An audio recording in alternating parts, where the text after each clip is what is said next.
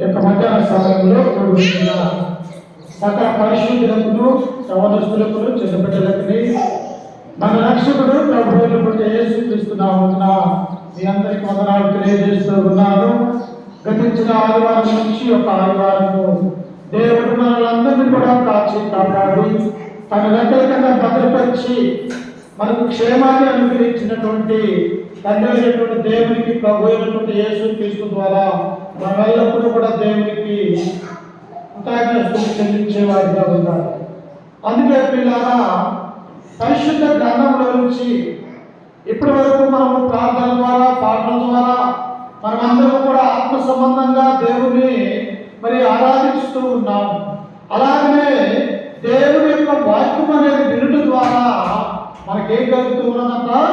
విశ్వాసం అనేది కలుగుతూ ఉన్నది. నా యొక్క దేవుని యొక్క సన్నిధిలో నేను ఉండాలా, నా యొక్క దేవుని దగ్గరికి నేను వెళ్ళాలా, ఆ యొక్క సన్నిధిలో ఉంటే నేను నా యొక్క కుటుంబము ఆశీర్వదించబడుతుంది అని ఒక క్రైస్తవుడికి క్రైస్తవానికి ఎప్పుడు కలుగుతూ ఉన్నది ఆ ఆలోచన అంటే ఆయన విశ్వాసం ఉంచినప్పుడు అన్నటువంటి విషయాన్ని మనం గుర్తు చేసుకోవాలి ప్రియులు. అందుకనే ప్రభువైనటువంటి యేసుక్రీస్తు వారి యొక్క లోకంలో ఉన్నప్పుడు అనేకమైనటువంటి ఉపమాన భావాలు, ఒక 100 గొర్రెలలో ఒకటి తప్పిపోయినటువంటి గొర్రె లేకపోతే తలాంతుల గురించి కానీ, ఈ విధంగా తప్పిపోయినటువంటి కుమారుని విషయంలో కానీ యేసుక్రీస్తు వారి యొక్క లోకంలో ఉన్నప్పుడు అనేకమైనటువంటి ఉపమానాలు దేవుడు చెప్తున్నాడు. ఎందుకు దేవుని యొక్క లోకంలో 33 సంవత్సరాలు ఈ లోకంలో జీవించి అనేక మంది కూడా దేవుడు పరలోక రాజ్య విషయాలు ఎందుకు అక్కడ ఉన్నటువంటి వారికి బోధించినాడంటే వారు దేవుని గురించి తెలుసుకోవాలా, యేసుక్రీస్తు ఎందుకు యొక్క లోకానికి వచ్చింది ప్రతి ఒక్కరూ కూడా తెలుసుకోవాలన్నది ప్రభువైనటువంటి యేసుక్రీస్తు యొక్క ఆలోచనగా ఉంటూ ఉన్నది. అందుకనే ఆయన బోధించినటువంటి ఆ బోధనలో ఈ మధ్యాహ్నకాల సమయంలో ఒక మంచి అంశాన్ని ఇశ్రాయేలు ప్రజలైనటువంటి యూదులు అనేక మంది ఆయన ఎదురుకు వచ్చినప్పుడు ఆయన చెబుతున్నటువంటి ఒక అంశాన్ని మనం నేర్చుకుంటూ ఉన్నాం. చూడండి, నాతో పాటు పరిశుద్ధ గ్రంథంలో నుంచి లూకాసు వార్త 16వ అధ్యాయము 19వ వచనాన్ని చదువుకుంటూ మన వాక్య భాగం అంతా కూడా ఇక్కడే ఉంటూ ఉన్నది. చూడండి, లూకాసు వార్త 16వ అధ్యాయము 19వ వచనాన్ని చదువుకుందాం. ధనవంతుడు ఒకడు ఉండేను, అతడు ఊదారపు బట్టలను సన్నపు నార వస్త్రములను ధరించుకొని ప్రతి దినము బహుగా సుఖపడుచుంటూ వాడు. ఎవరంట? ప్రభువైన యేసుక్రీస్తు వారి యొక్క లోకంలో ఉన్నప్పుడు ఆయన వెంబడించినటువంటి అనేక మంది స్త్రీలు, పురుషులు, యూదులు, అనేక ధర్మశాస్త్ర దేశకులు, ఆ తర్వాత సద్దుకైన వారందరూ కూడా క్రీస్తు యొక్కకు వస్తూ ఉన్నారు. ఈ రోజు ఏం బోధిస్తూ ఉన్నారు? ఆయన దేని గురించి మాట్లాడుతూ ఉన్నాడు? ఒకనొక సమయంలో తప్పిపోయిన కుమారుడు గురించి చెబుతూ ఉన్నాడు, మరొకసారి ధనవంతుల గురించి చెబుతూ ఉన్నాడు, లేకపోతే మీరాల గురించి చెబుతూ ఉన్నాడు, తలాంతుల గురించి ఆయన ఉపమాన రీతిగా బోధిస్తూ ఉన్నాడు. నేను ఏం బోధిస్తానని అక్కడ ఉన్నటువంటి ప్రజలందరూ కూడా క్రీస్తు కొరకు ఎదురు చూస్తూ ఉన్నారు.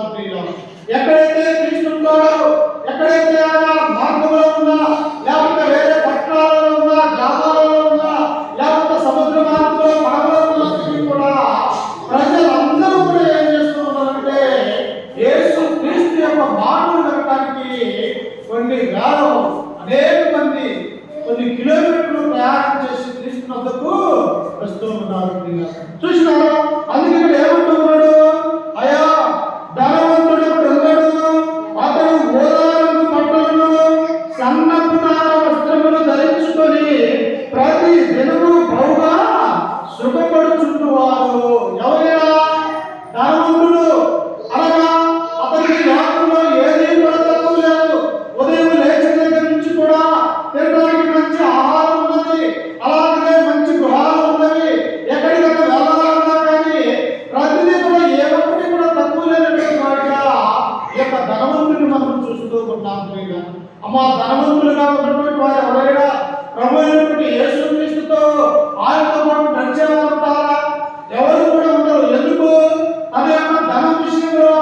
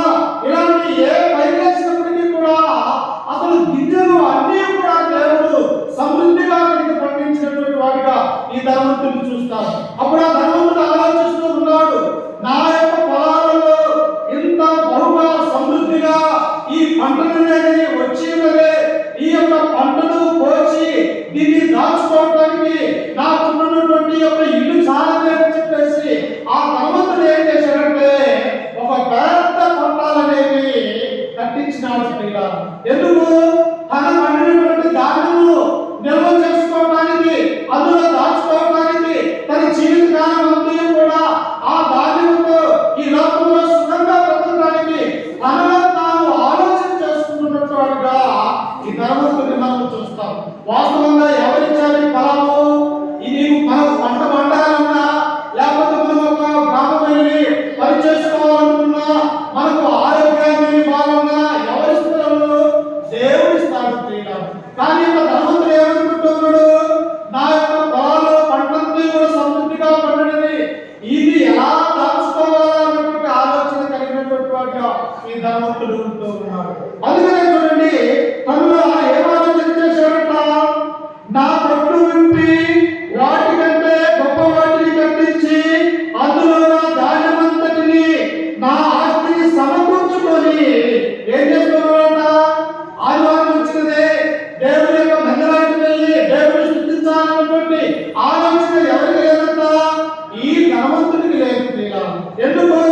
ధనవంతుడికి ఎలాంటి ఖరీదైన బట్టలు కట్టుకోవాలా, ఎలాంటి ఖరీదైనటువంటి భోజనం చేయాలా, ఎలా నేను సుఖంగా బ్రతకాలన్నటువంటి ఆలోచనే ఉంటుంది. కానీ ఈ ధనాన్ని ఇచ్చినటువంటి దేవుడిని మర్చిపోయినటువంటి వాడిగా ఈ ధనవంతుడిని మనం చూస్తూ ఉంటాం. అతను ఆలోచిస్తుంటున్నాడు, నా యొక్క ధనాన్ని నేను దాచుకోవాలంటే ఉన్నటువంటి ఈ యొక్క కొట్లను వింపి బహుపెద్దదిగా కట్టించి ఇందులో ఉన్నటువంటి ధాన్యాన్ని కూడా దాచుకోవాలి అని ఈ ధనవంతుడి యొక్క ఆలోచనలు ఉన్నట్టు చూస్తూ ఉంటాం. అప్పుడు చూడండి, కింద వచనంలో అంటున్నాడు, నా కొట్లు విప్పి వాటికంటే గొప్ప వాటిని కట్టించి అందులో నా ధాన్యమంతటిని, నా ఆస్తిని సమకూర్చుకొని నా ప్రాణముతో ప్రాణమా అనేక సంవత్సరములకు విస్తారమైన ఆస్తి నీకు సమకూర్చబడి ఉన్నది, శుద్ధించుము, తినుము, త్రాగము, సంతోషించమని చెప్పుకుందునని అనుకున్నాడు. ధనవంతుని యొక్క ఆలోచన ఎలా ఉన్నాయంట? ధనాన్ని ఇచ్చినటువంటి దేవుని మర్చిపోయాడు, పొలాలు ఇచ్చినటువంటి దేవుని మర్చిపోయాడు, తను పంట నాటిస్తే ఆ పంటని సమృద్ధిగా పండించినటువంటి ఆశీర్వదించినటువంటి ఆ దేవుని మర్చిపోయి ఈ ధనవంతుని యొక్క ఆలోచన ఎలా ఉన్నాయంటే, ఇదిగో నా కొట్లనేవి విప్పి వాటిని పెద్దగా కట్టించి పండినటువంటి యొక్క ఈ ధాన్యాన్ని తీసుకొని వాటిలో ఉంచుకొని ఒక రాత్రి కాల సమయంలో తన మంచం మీద పడుకొని ఆ ధనవంతుని యొక్క ఆలోచన ఎలా ఉన్నదంటే, నా ప్రాణమా అనేక సంవత్సరాలకి మనకు తినడానికి ఉన్నది, త్రాగడానికి ఉన్నది కనుక నా ప్రాణమా తిరుగు త్రాగుము సుఖించమంటారు. ఇదేనా జీవితము? మానవునికి ఇచ్చినటువంటి దేవుని యొక్క జీవితము ఇదేనా? మానవులు ఇలాగనే ఉండాలని దేవుడు కోరుకున్నాడా? తన యొక్క కుమారుడుగా కుమార్తెలుగా యొక్క లోకములు తనకిష్టమైనటువంటి బిడ్డలుగా ఆయన ఆరాధించే క్రైస్తవులుగా ఉండాలని దేవుడు కోరుకుంటూ ఉన్నాడు. కానీ ఈ ధనవంతుని యొక్క ఆలోచన ఎలా ఉన్నాయంటే, దేవుడిని మర్చిపోయాడు, భౌతిక సంబంధమైనటువంటి వాటి మీద పడ్డాడు, తన యొక్క కొట్లు బహుగా విస్తారంగా కట్టించినాడు, తనకు పండినటువంటి ఆ ధాన్యాన్ని అక్కడ దాచుకొని నా ప్రాణమా తినుము, త్రాగము, సుఖించమంటున్నాడు. చూశారా? అప్పుడు దేవుడు అంటూ ఉన్నాడు, చూడండి, అయితే దేవుడు వెలువాడా, ఈ రాత్రి నీ ప్రాణం అడుగుతున్నాను, నీవు సిద్ధపరిచినవి ఎవరి వద్దని అతనితో చెప్పాను. చూశారా? అతను ఏమనుకుంటున్నాడు?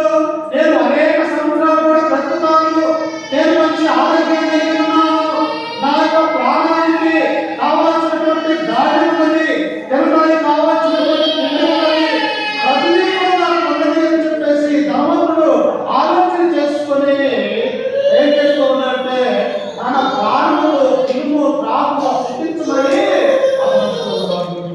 కానీ దేవుడు ఏమన్నాడమ్మా?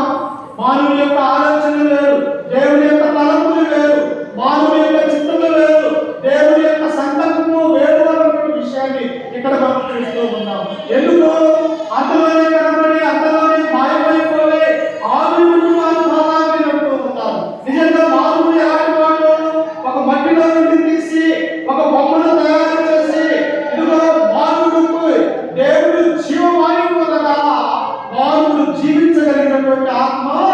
ఆయన. కానీ ఇన్ని ఇచ్చినటువంటి మానవుడు దేవుడిని మర్చిపోయి ఏం చేస్తూ ఉన్నాడు అంటే పిల్లలా ఈ లోక సంబంధమైనటువంటి ధనాన్ని ఆశించి ఆ ధనవంతులు అనేటువంటి వారు ప్రాణమా తిరుగు త్రాగును శుద్ధించమని అతను దేవుడిని మర్చిపోయినటువంటి వాడిగా మనం చూస్తూ ఉన్నాం. అప్పుడు దేవుడు అంటూ ఉన్నాడు, ఏమంటూ ఉన్నాడు? వెర్రివాడా, చూసారా ఇతను ఏమనుకుంటున్నాడు? నేను గొప్ప ధనవంతులే, నా యొక్క ధనము ఈ పట్టణంలో కానీ జిల్లాలో కానీ నాకు ఉన్నటువంటి ఆస్తి ఐశ్వర్యము ఎవరికి లేదే, ఇట్టి ధనవంతుడుగా నేను ఉండి ఈ లోకంలో బహు గర్వపడుతున్నానని అతను అనుకుంటూ ఉన్నాడు. కానీ దేవుని యొక్క ఆలోచన ఏంటో తెలుసా? వెర్రివాడా అంటూ ఉన్నాడు. అంటే ఎవరైతే ధనాన్ని ప్రేమించగలుగుతారో, ఎవరైతే ఇంకా ధనం కావాలని కూడబెట్టుకోవాలని మన యొక్క ఆలోచన కలిగి ఉంటూ ఉన్నాయో, కానీ దేవుని యొక్క ఆలోచన ఎలా ఉన్నదంటే వెర్రివాడా, ఈ రాత్రి సమయంలోనే నీ ప్రాణాన్ని నేను అడుగుతున్నాను. అమ్మా, శరీరంలో నుంచి యొక్క ప్రాణం పోతే ఈ శరీరం దేనికైనా పనికి వస్తుందా? చనిపోయినటువంటి వ్యక్తిని ఒక్క రోజు కూడా ఇంట్లో ఉంచడానికి కూడా మానవాళి ఇష్టపడుతుంది. ఎందుకు? తనలో జీవం లేదు, తనలో ఆత్మ లేదు, అతను లేవలేడు, తిరిగి జీవించలేడు. కనుక దీనిలో ఎందుకు పనికిరాని యొక్క శరీరం తిరిగి మట్టిలోనికి వెళ్ళిపోవాలని కోరుకుంటూ ఉన్నాడు. అయితే దేవుడు ఎక్కడంటూ ఉన్నాడు? వెర్రివాడ, ఈ రాత్రికాల సమయంలోనే నీ ప్రాణాన్ని నేను అడుగుతున్నాను. నీవు సంపాదించినటువంటి ఈ ఆస్తి ఎవరిదను అని చెప్పేసి దేవుడు అడుగుతూ ఉన్నాడు. అందుకే ఇక్కడ కూడా ఏం చేశాడు? ధనవంతుడనే వాడు ఉదాహరణకు వస్త్రములు ధరించుకొని ప్రతి దినము కూడా అతను ఏం చేస్తూ ఉన్నాడంటే బహుగా సుఖపడుతున్నాడు. చూసారా ఏం చేస్తూ ఉన్నాడు? బహుగా సుఖపడుతూ ఉన్నాడు. ఇన్ని ఇచ్చినటువంటి దేవుడిని మర్చిపోయాడు. ఇదే సమయంలో మరొక వ్యక్తి కూడా ఉన్నాడు. చూడండి, ఆ లూకాసు సువార్త 16వ అధ్యాయము 20వ వచనంలో చదువుకుంటే మరొక వ్యక్తిని కూడా మనం అక్కడ చూస్తూ ఉన్నాం. చూడండి, లాజరు ఒక దరిద్రుడు, వాడు కొడుకులతో నిండినవాడై ధనవంతుని ఇంట వాటితో పడి ఉంది. అక్కడ ధనవంతుడు ఉన్నాడు, మరొక పక్క ఎవరున్నారమ్మా? దరిద్రుడైనటువంటి లాజరు కూడా అక్కడ ఉన్నాడు. ఎందుకు ఈ ఉపమానము, ఎందుకు ఈ యొక్క వాక్యాన్ని అక్కడ ఉన్నటువంటి యూదులకు ప్రభువైనటువంటి యేసుక్రీస్తు వారు బోధిస్తూ ఉన్నారు అంటే, ఇదిగో ఈ లోకంలో ధనవంతులైనటువంటి వారి స్వభావం ఎలా ఉంటుంది, దరిద్రులైనటువంటి వారి స్వభావం ఎలా ఉంటుంది. మీకు ధనం ఉండటం మంచిదే, కానీ ఆ ధనాన్ని ఇచ్చినటువంటి నన్ను మర్చిపోతూ ఉన్నారు మీరని మామూలుగా క్రైస్తవులుగా ఉన్నటువంటి మనమందరూ కూడా తెలుసుకోవడానికి దేవుడు తన యొక్క గ్రంథంలో మనకి రాయించి ఇచ్చినాడు. దేవుడు చెబుతూ ఉన్నాడంటే అది సత్యమైనది. దేవుడు యొక్క వాక్యం మనతో మాట్లాడుతూ ఉన్నాడంటే అవి న్యాయమైనవి. దేవుడి యొక్క ఆలోచనలు గంభీరమైన ఆలోచనలుగా ఉంటూ ఉన్నాయి. అందుకని ఆ ధనవంతుడి దగ్గర ఎవరున్నారంట? ఒక లాజరు అయినటువంటి ఒక దరిద్రుడు కూడా అక్కడ ఉన్నాడు. ఆ లాజరు ఎలాంటి వాడంట? పాత్రకుడు నిష్ఠదరిద్రుడు, అనగా తినడానికి తిండి కానీ, కట్టుకోవడానికి మంచి బట్టలు కానీ, లేకపోతే తను ఏదైనా పని చేసుకోవడానికి సొంత పొలము కానీ, బంగారం కానీ, వెండి కానీ, ఎలాగైనటువంటి ఏ వస్తువు కూడా లేనటువంటి వాడిగా ఈ లాజరు అనే దరిద్రుడిని మనం చూస్తూ ఉన్నాం. అసలే దరిద్రుడు, తినడానికి తిండి లేదు, కట్టుకోవడానికి వస్తువు లేదు, అతనికి ఏమీ కూడా లేదు. పైపెచ్చి అతనికి ఏమున్నది అంటే ఒంటి నిండా కూడా పురుగులతో నిండి ఉన్నాడు. మా చిన్న జ్వరం వస్తేనే ఎలా ఉంటుంది మనకి? వేరే వచ్చి తీసుకుని వెళ్తే బాగుండు హాస్పిటల్ అన్నటువంటి భావన ఈ యొక్క భౌతిక సంబంధంగా మనకు ఉంటుంది. కానీ ఇతను ఎలాంట? ఇతనికి తినడానికి తిండి లేదు, కట్టుకోవడానికి బట్టలు లేవు, పైపెచ్చి ఇతను దరిద్రుడనే దేవుడే శ్రమిస్తూ ఉన్నాడు. ఆ తర్వాత ఇతనికి ఏమొచ్చిందంట? ఒళ్ళంతా కూడా పురుగులతో నిండినటువంటి వాడు. అంటే ఒళ్ళంతా గొల్లలతో ఉన్నాడు, సింపులతో ఉన్నాడు. అతని యొక్క వ్యాధి ఎలా ఉన్నదంటే తినడానికి తిండి కానీ ఈ ఒళ్ళంతా పురుగులతో నిండి బహు బాధపడుతూ ఇతను ఎక్కడ ఉన్నాడు అంటే ధనవంతుని యొక్క ఇంటి వాటికి బయట అతను ఉంటూ ఉన్నాడు. పురుగులతో నిండినటువంటి వారిని ఇళ్ళలోకి రాణిస్తారా? ఎవరు కూడా రాలేదు. ఎందుకు? అతని దగ్గర ఎంతో స్మెల్ వస్తూ ఉంటుంది. అతను వస్తే బంధువులు తన యొక్క ధనవంతులు తన యొక్క కుమారుడు కుమార్తెకి అట్టి జబ్బు ఎలా వస్తుందో అని చెప్పేసి అల్లలో కూడా రాలేనటువంటి పరిస్థితి ఉంటూ ఉన్నది. కానీ ఇక్కడ గమనిస్తే చూడండి ఒకసారి అతను ఎలాంటి వాడు చూడండి. లాజరు వరకు దరిద్రుడను వాడు పురుగులతో నిండిన వాడై ధనవంతుడి ఇంటి వాకిట పడి ఉండి అతని బల్ల మీద నుండి పడు రెండు ముక్కలతో ఆకలి తీర్చుకొని కోరెను. అంతేకాక కుక్కలు వచ్చి వారి కురుపులు నాకెను. చూశారమ్మా, ఇతను దరిద్రుడైనప్పుడు తన యొక్క శరీరం కూడా సహకరించడం లేదు. ఓ పక్క తినడానికి తిండి లేదు, కట్టుకోవడానికి బట్ట లేదు, పైపెచ్చు ధనవంతుడి దగ్గర ఉన్నాడు. అతను ధనవంతుడు తినేటప్పుడు అతని బల్ల మీద నుంచి ఏవైతే కింద పడితే ఆ కింద పడ్డని తీసుకొని తన యొక్క జీవితంలో బ్రతుకుతున్నటువంటి ఒక వేదనకరమైనటువంటి స్థితి ప్రియ. చూశారా, ఈ యొక్క లోకంలో పేదవాళ్ళు దేవుని యొక్క భయభక్తులు కలిగి ఉన్నప్పటికీ కూడా ఈ యొక్క లోకంలో పేదవారిగా ఉన్నటువంటి యొక్క లాజరు తన యొక్క స్థితి భయంకరమైనటువంటి స్థితి ప్రియ. ఇదే గురువులు కూడా ఒక యథార్థవంతుడైన న్యాయవంతుడైనటువంటి దేవుని యొక్క భయభక్తులు కలిగినటువంటి ఆది మందిర గ్రంథంలో ఉన్నటువంటి యోబుకు కూడా ఇలాంటి గురువులే వచ్చినాయి ప్రియ. ఎంతో ఆశపడు ఉన్నటువంటి కుమారుడు కుమార్తెలు అందరూ చనిపోయారు. కానీ వాటి విషయంలో ఏది కూడా బాధపడలేదు. కానీ తన యొక్క శరీరాన్ని కూడా కురుపులతో నిండి చెల్ల పెంగులతో అతను ఏం చేసేవాడంటే గీరుకునేవాడు. ఎందుకు? తనకున్నటువంటి ఆ జబ్బు, తనకున్నటువంటి ఆ వ్యాధికి తట్టుకోలేక చెల్ల పెంగులు తీసుకొని గీరుకునేవాడు. అయినప్పటికీ కూడా దేవుని అనేవాడిని ఆయన మర్చిపోయినట్టుగా మనం చూస్తూ ఉన్నాం. ఇక్కడ కూడా లాజరు దరిద్రుడు ఉన్నాడు, ధనవంతుడు పట్టుకున్నాడు. ఆ ధనవంతుడు తినే ఆ బల్ల మీద నుంచి కింద పడే రొట్టె ముక్కల కొరకు ఈ కుటుంబంతో ఉన్నటువంటి లాజరు అలాగే కుక్కలు కూడా ఆ ధనవంతుడు ఎక్కడ కింద వేస్తే తినాలి కుక్కలతో పాటు ఈ దరిద్రుడైనటువంటి లాజరు కూడా అక్కడ ఉంటూ ఉన్నాడు. అయితే ఒక సమయంలో చూడండి, 2వ వచనంలో 22వ వచనంలో చూడండి, ఆ దరిద్రుడు చనిపోయి దేవదూతల చేత అబ్రహాము రొమ్మున ఆడుకుంటూ కొనిపోబడెను. ధనవంతుడు కూడా చనిపోయి పాతి పెట్టబడెను. అమ్మా, ఈ లోకంలో ధనవంతులు చనిపోతూ ఉన్నారు, దరిద్రులు చనిపోతున్నారు, మంచి అందగాళ్ళు చనిపోతూ ఉన్నారు, ఏ అందరూ లేనటువంటి వారు కూడా చనిపోతున్నారు. అంటే ఈ లోకంలో ఉన్నటువంటి మానవాళికి మరణం అనేది ఖచ్చితంగా వస్తూ ఉన్నది. పుట్టినటువంటి వారు గిట్టక తప్పదు అని దేవుని యొక్క గ్రంథం మనకు సెలవిస్తూ ఉన్నది. అయితే మనం పుట్టిన తర్వాత ఈ యొక్క లోకంలో ఎలా జీవించాలనేది యేసుక్రీస్తు వారు కూడా మనకు సెలవిస్తూ ఉన్నాడు. ధనవంతుడు ఎలా జీవించాడు? ఉదాహరణ వస్త్రములు ధరించుకొని అనగా తలతలవాడి వస్త్రాలు ధరించుకొని ఈ లోకంలో సుఖంగా ఎంతో ఎంజాయ్గా బ్రతికినటువంటి వాడిగా ధనవంతుడిని మనం చూస్తాం. కానీ దరిద్రుడైనటువంటి లాజరు ఆ ధనవంతుడు తినే ఆ బల్ల కింద బట్టలతో పాటు పురుగులతో నిండిన ఈ లాజరు అతని కింద పడినటువంటి రొట్టె ముక్కలు తీసుకొని తన యొక్క జీవితంలో అతను బ్రతికినటువంటి వాడిగా మనం చూస్తూ ఉంటాం. ఇద్దరు కూడా బ్రతికారు, కానీ ఇద్దరు కూడా ఇప్పుడు చనిపోయారు. కానీ దరిద్రుడైనటువంటి లాజరు చనిపోయిన తర్వాత తన యొక్క ఆత్మ ఎక్కడికి వెళ్తూ ఉన్నదంట? దేవదూతలు వచ్చి లాజరు యొక్క ఆత్మను తీసుకొని అబ్రహాము కుడిలో కూర్చుండడానికి దేవదూతలు వచ్చినారు. కానీ ధనవంతుడు కూడా చనిపోయాడు. దేవదూతలు వచ్చారా? రాలేదు. ఎందుకు? అతను ధనవంతుడిగా ఉన్నప్పటికీ కూడా దేవుడిని అడిగినటువంటి వాడిగా ఈ లోకంలో అనేకమైనటువంటి పాపాలు చేసుకుంటూ అతను దేవుడి యొక్క సన్నిధానానికి రాక దేవుడి యొక్క భయము భక్తి విశ్వాసం కలిగినాక ఈ లోకంలో చనిపోయినాడు కనుక దేవదూతలు అతని దగ్గరికి దేవుడు పంపించలేదు.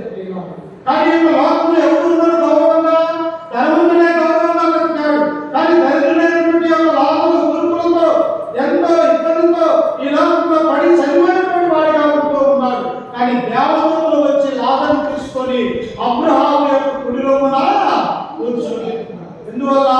లాజరు దేవుడి అంటే భయం కలిగి ఉన్నాడు, దేవుడి అంటే భక్తి కలిగి ఉన్నాడు. అయ్యో, ఈ లోకంలో శరీరానికి నాకు కురుపులు లేచినప్పటికీ ఇదిగో దేవుడి యొక్క నేను భయము భక్తి విశ్వాసము కలిగి నా యొక్క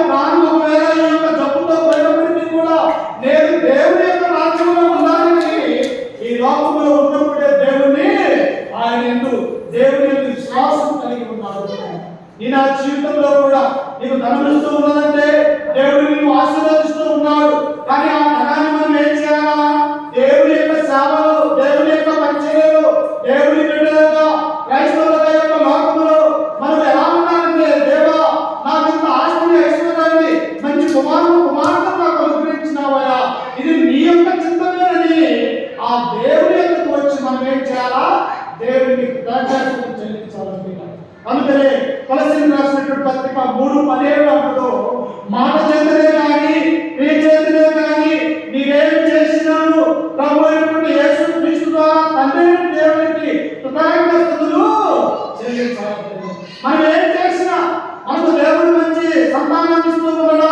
అయ్యా నీ యొక్క చిత్తమేనయ్యా, నీ యొక్క సంకల్పమేనయ్యా, నన్ను నా యొక్క సంతానాన్ని నీవు ఆశీర్వదించినావంటే నీ యొక్క కృపను వెళ్ళకుండా కూడా దేవుడికి కృతజ్ఞతలు చెల్లించాలి. ఇక్కడ ధనవంతుడు దేవుడికి కృతజ్ఞతలు చెల్లించలా. ధనాన్ని చూసి గర్వపడ్డాడు, ధనాన్ని చూసి అతను ఈ లోకంలో సంతోషంగా బ్రతికాడు. కానీ ఇదిగో దేవుని యొక్క భయభక్తులు కలిగి చనిపోయినటువంటి లాజరు అబ్రహాము కుటుంబంలో ఉన్నాడు. ఈ ధనవంతుడు ఎక్కడ ఉన్నాడో చూడండి ఒకసారి. చూడండి కింద వచ్చిన చూసుకుంటే 23 వచ్చిన అప్పుడు అతడు పాతాళములో బాధపడుచు చదవండి 23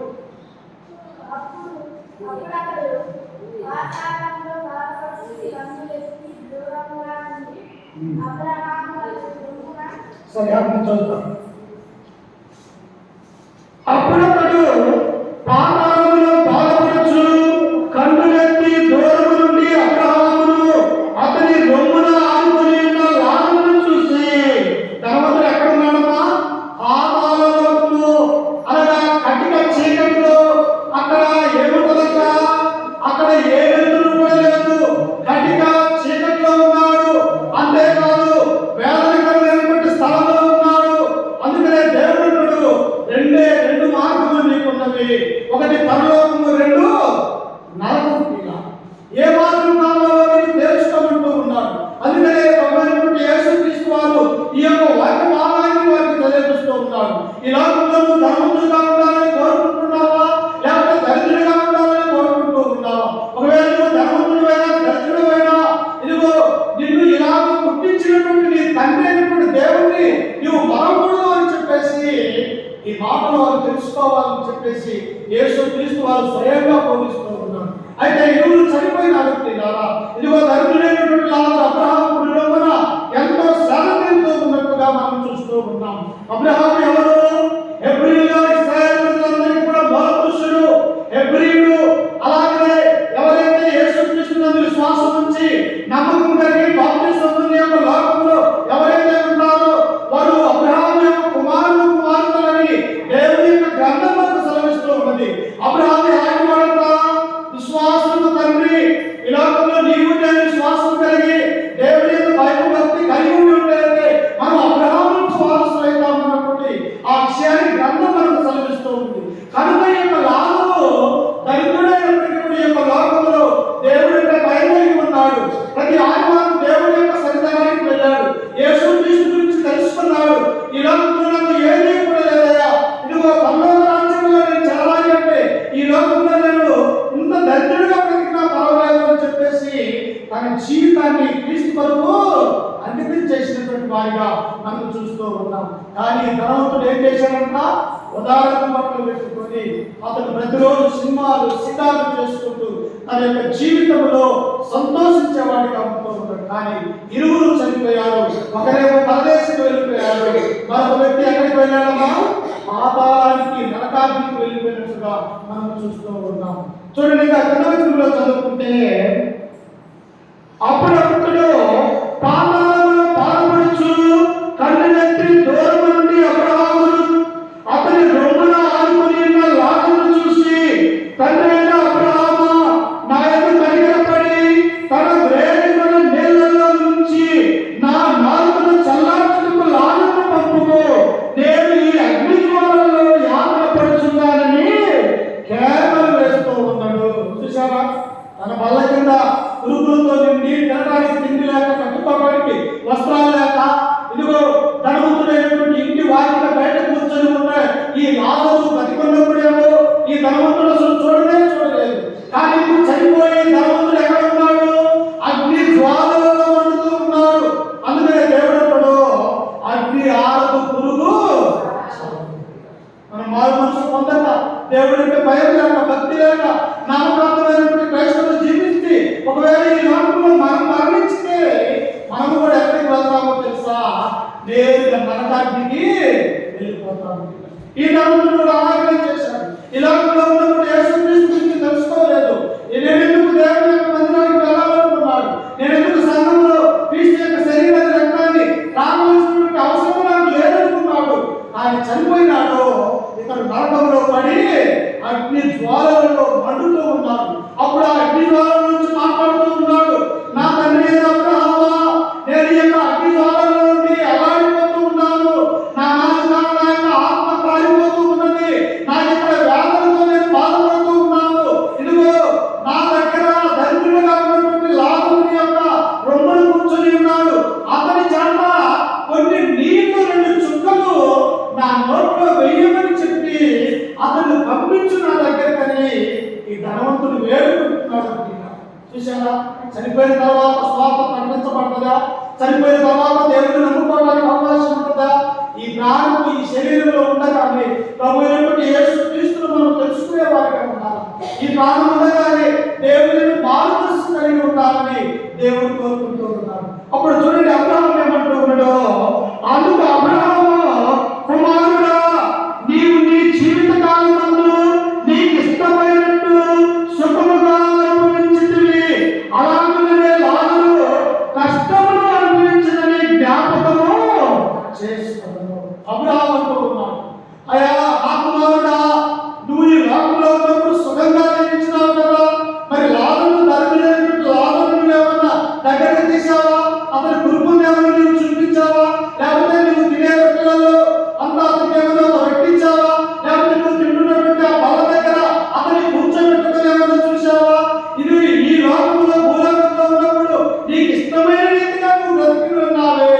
అయితే ఇప్పుడు నీ జీవితం ఏమైపోయిందో చూడమని దేవుడు అంటూ ఉన్నాడు. అందుకే ఈ సమయంలో చూడండి, ఒక మంచి మాట జ్ఞానైనటువంటి సొలొమోను మనకు సెలవిస్తూ ఉన్నాడు. ప్రసంగి గ్రంథము 12వ అధ్యాయము 1వ వచనాన్ని మనం చదువుకుందాం. ఒకసారి చూడండి, ప్రసంగి గ్రంథము 12వ అధ్యాయం 1వ వచనం. దుర్దినములు రాకముందే ఇప్పుడు వీటి యందు నాకు సంతోషము లేదని నీవు చెప్పు సంవత్సరములు రాకముందే తేజస్సుకును సూర్య చంద్ర నక్షత్రములకును చీకటి కమ్మకముందే వాన వేసిన తరువాత మేఘములు మరలా రాకముందే నీ బాల్య దినములు ఏంటే నీ సృష్టికర్తను స్మరణకు తెచ్చుకోవాలి. ఒకానొక సమయంలో మనం ఎవరుగా ఉన్నాం, ఇలాగే ఉంటామా? ఉండలేము. ఎందుకంటే మానవుని యొక్క జీవితంలో శిశుప్రాయం ఉంటుంది, అలాగనే బాల్య దశ ఉంటుంది, ఆ తర్వాత యవన దశ ఉంటుంది, ఆ తర్వాత వృద్ధాప్య దశ ఉంటుంది. అంటే మానవుడికి 4 దశలు ఉంటూ ఉన్నాయి. ఒకటి శిశు దశ, అనగా ఒక్క రోజు నుంచి 6 నెలల వరకు తల్లి పాలతో పెరిగే దశ.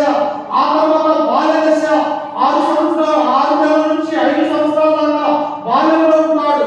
5 సంవత్సరాల నుంచి మరి అనేకమైనటువంటి 40-50 సంవత్సరాలు మరి ఎవరి దశగా ఉంటూ ఉన్నాయి. ఆ తర్వాత 50 దాటితే మానవుడికి వృద్ధాప్య దశ అనేది. అందుకని ఇక్కడ ప్రసంగి అంటూ ఉన్నాడు, నీ జీవితంలో చీకటి కమ్మకముందే, నీ యొక్క జీవితంలో కష్టాలు రాకముందే, నీ జీవితం ఈ లోకంలో పోకముందే, ఇదిగో నీ వేలాలు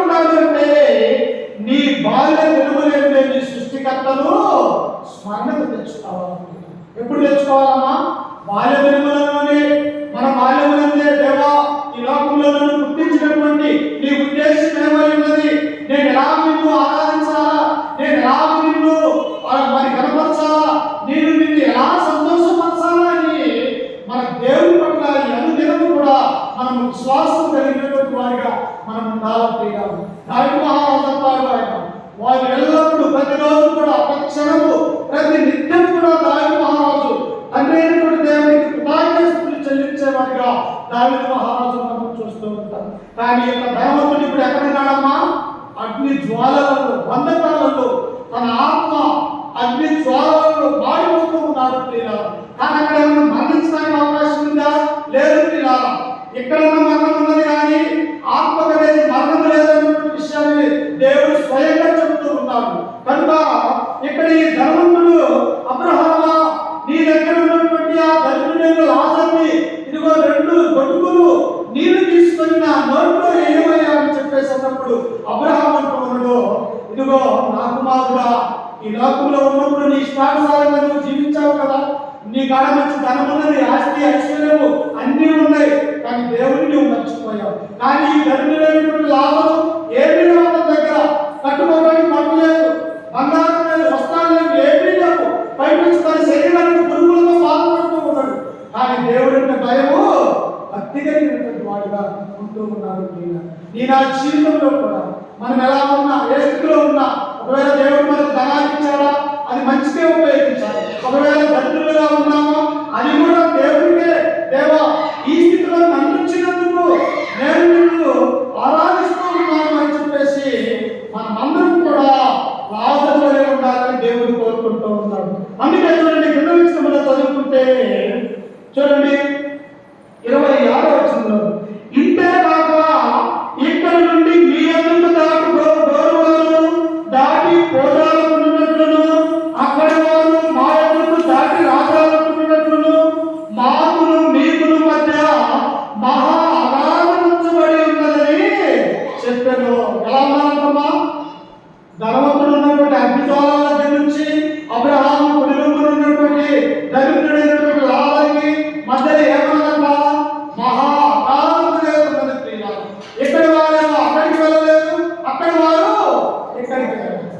యేసుక్రీస్తు వారు కూడా చనిపోయి ఈ లోకంలో సిలువ వేయబడి ఆ కల్వరిలో రంగయాత్ర మన కొరకు అనుభవించి తన ఎవరి కాలంలోనే పరిశుద్ధమైనటువంటి ఆ రక్తాన్ని మన కొరకు కాల్చి ఆయన మరణించినప్పుడు ఆయన ఎక్కడికి వెళ్ళాడు? నేరుగా తండ్రి కుడి పార్శ్వమున ఆయన కూర్చొని ఉన్నాడు. మరి మనం అలా ఉండాలంటే, పరలోక రాజ్యంలో చేరాలంటే, సుఖమైనటువంటి జీవితం జీవించాలి అంటే ఈ లోకంలో మన యొక్క శరీరంలో మన ప్రాణం ఉండగానే దేవుని యందు భయము భక్తి కలిగి ఉండాలి. అందుకే ఇక్కడ అబ్రహాం అంటున్నాడు, అయ్యా మీకు మాకు మధ్య గొప్ప అనాథమే ఉన్నది. ఇదిగో ఇక్కడికి వచ్చిన వారు అక్కడికి రాలేదు, అక్కడికి వచ్చినటువంటి వారు ఇక్కడికి రాలేదు. ఎందుకు? భూలోకంలోనే అన్ని జరిగిపోతూ ఉన్నాయి. దేవుని యొక్క రాజ్యం స్థాపించబడి ఉన్నది. ఆ రాజ్యంలో నువ్వు చేరాలి అంటే ప్రభువైనటువంటి యేసుక్రీస్తు వారిని కలిగి ఉండాలా. ఆ రాజ్యంలో నాకు వద్దనుకుంటే ఇదిగో ఈ అగ్నిలో అలదామని చెప్పేసి ఆ ధనవంతుడికి అబ్రహాము తెలియపరుస్తూ ఉన్నాడు. అప్పుడు ధనవంతుడికి ఒక ఆలోచన వచ్చింది. ఏమని?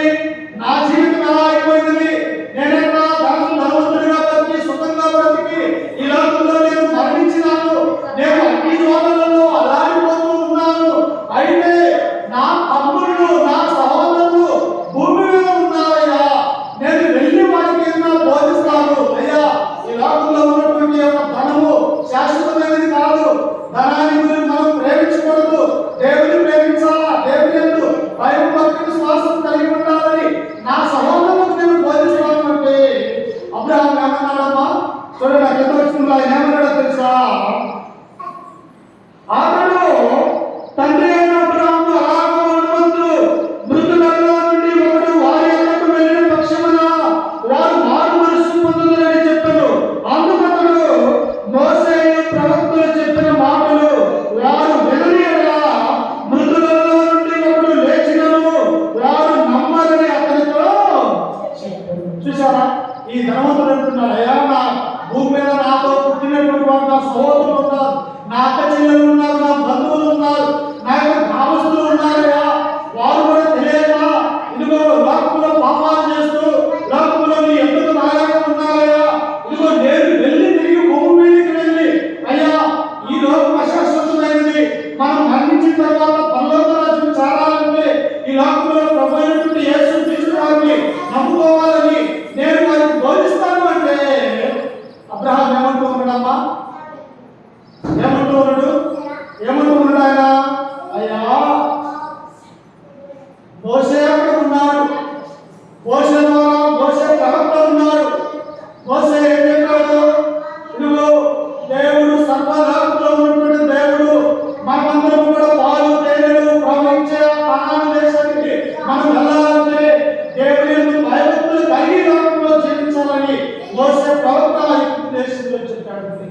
ఆ తర్వాత వచ్చినటువంటి యెహోషువ, ఆ తర్వాత వచ్చినటువంటి న్యాయాధిపతులు, ఆ తర్వాత వచ్చినటువంటి సౌలు, దావీదు, సొలొమోను రాజులందరూ, ఆ తర్వాత ప్రవక్తలైనటువంటి ఏలియా, ఎలీషా, ఆమోసు, యోవేలు, ఇలాంటి ప్రవక్తలు అనేక మంది భూమి మీద ఉన్నారు. వారు చెప్పిందే వినకపోతే ఏమైపోతారంట?